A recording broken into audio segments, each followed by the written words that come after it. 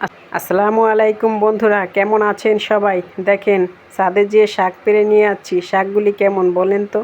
এখানে কিছু পুঁই শাক রয়েছে, সেই সাথে কিছু মিষ্টি কুমড়া শাক রয়েছে, কিছু সেচে শাক রয়েছে। এগুলি আমার ছাদে হয়েছে, এগুলি আমি আজ রান্না করব। শাকগুলি দেখে তো ভীষণ ভালো লাগবে, একবারে সবুজ টাটকা টাটকা। এগুলি খেতেও কিন্তু অনেক মজা।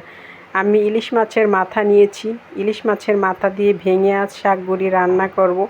কার কার পছন্দ এভাবে রান্না করলে? আমার কিন্তু ভীষণ পছন্দ। চিংড়ি মাছ দিয়ে রান্না করলেও মজা হয়, কিন্তু আমি চিংড়ি মাছ দিয়ে না করে আজ ইলিশ মাছের মাথা দিয়ে করব।